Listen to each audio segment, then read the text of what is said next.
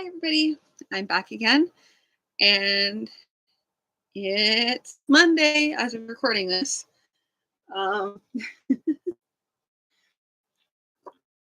for those of you who are just tuning in, have never listened to this channel before, please go back and listen to previous broadcasts. Otherwise, it will not make any sense, as I am currently reading pages from a manuscript. And I'm on chapter 27.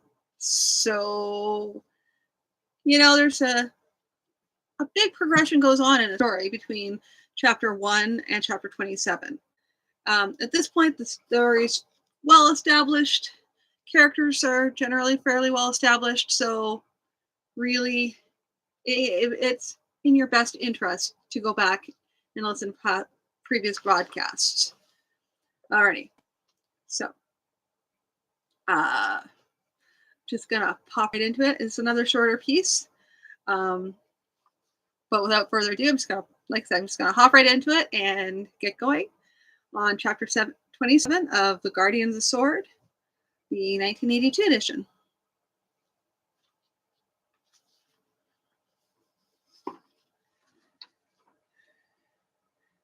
After their first infantry assault and the following cavalry attack had been repulsed, the Hygerians attempted a flanking maneuver. It appears that Chirac, who had commanded at Relin and Hardinian, saw the opening and brought a force over the notch. But even this had not been entirely unexpected by the Asbalanian lords. The warriors of the Guardian had been standing idle all morning, a reserve force against just such possibilities. The Hygerian War by Randall of Aventir.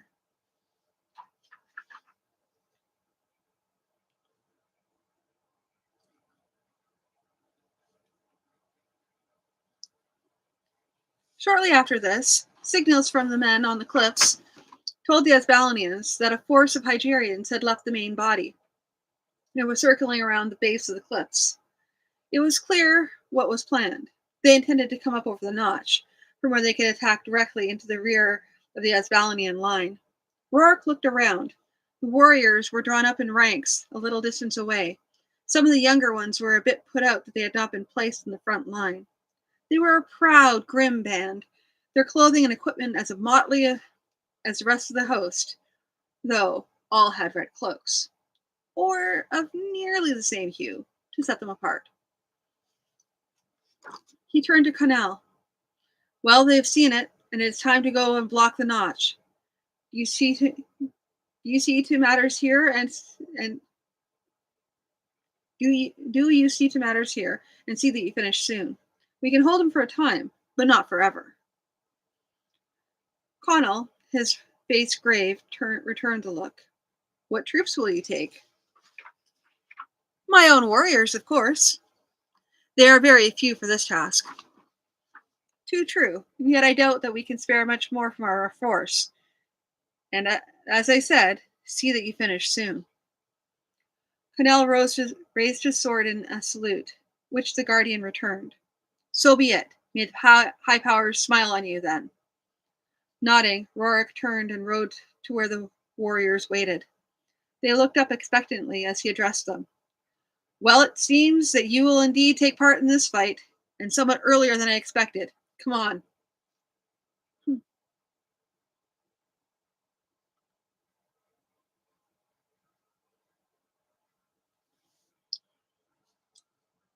They set out at a quick pace, for though they had less distance to cover, Rorik wished to have time to make his troop dispositions carefully. The grass was green and knee-deep, and Rorik picked his place carefully, making sure that they would be safe on their flanks unless the enemy chose to set great numbers to picking a way through the tumbled boulders and gravel on each side. They formed three ranks, with Rorik commanding the first rank, Baran the second, and Dolan the third. A little later, a single horseman appeared, looked at them for a few moments, then rode away. They will be coming soon, Rorik said. And indeed, they were soon on their way. The cavalry men came up at a walk, saving the strength of their horses for a charge. Even at that, They were somewhat in advance of the infantry, which paced steadily along behind them. The cavalrymen took their time arranging their formation before their commander gave the order, and they charged. At the short range here, even archers, as generally unskilled as the warriors of the Guardian, could make a fairly good showing. Many a Hygerian horseman fell before coming near the Asbelanians, and by the time they reached the front rank, that front rank was prepared, thrusting swords into the faces of the horses and causing them to flinch backward. One or two managed to break through the front rank, but the second rank men were as ready and quickly restored the situation, while the third rank men continued to shoot arrows whenever they found an opportunity. Such of the cavalry as remained were soon withdrawing at speed.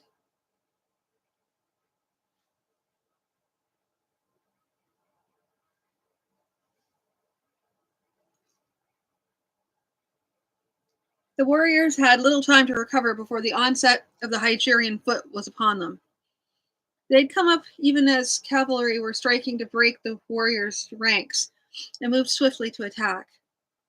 The warriors managed to launch a flight of arrows, two from the rear rank, when the fighting was hand to hand. For a time there was hard and bitter sword work. Then at last the dark-haired men began to give ground, while the warriors pushed forward. A few moments later, the Hygerians were in full flight. Haran and Rorik were careful to keep the warriors in hand, to prevent them from pursuing, for Hygerians had not sent their whole force of infantry into this first attack, and it would not do to have the warriors scattered in the face of the next assault.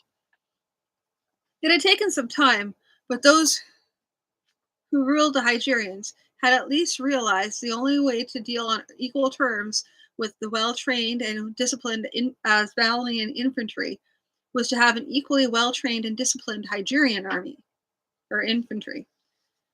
They had, therefore, begun to treat their infantry as actual troops rather than inferior persons who could not, or at least did not, ride. As a result, their infantry was now becoming a force to be reckoned with. The warriors had some time to prepare for the next assault, and they made ready their bows. They shot their last flight of arrows as the Hygerians were about 40 yards away, then set aside their bows and drew swords. At the same time, the Westerners threw their javelins, and these caused some casualties. A moment later, the ranks clashed. After the first rush was broken, and the Hygerians were beating against the front rank began to step back through the second rank, which was yet fresh.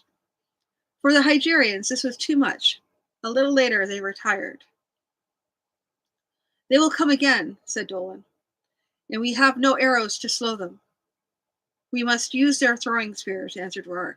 "Dolan, your men will take the front rank. Throw your spears when they come about 20 yards.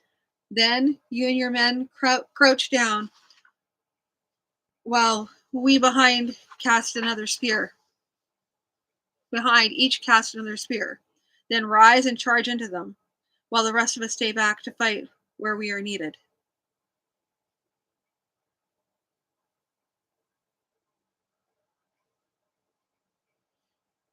And that's this chapter. Yeah, I don't know. I'm reading it to find out whether or not there's a reason why it didn't get published, and there's a reason why, yeah, I don't know. I actually still prefer the first version so far. I mean, there's little bits that I like about this one, but overall, I'm glad I went with the other one. Mm, that's my feeling, at least for this chapter anyway. I don't know. I think this chapter can leave. But at least I didn't take very long reading it to you guys, so I don't feel like too much was lost there. Did I mention that these are unedited? This is an unedited manuscript, so therefore I'm doing the editing.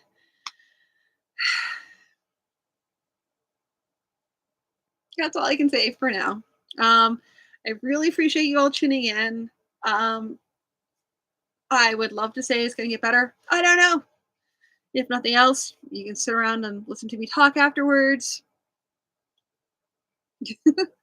But until next time, I will sign off for now, and I'll talk to you all again really soon.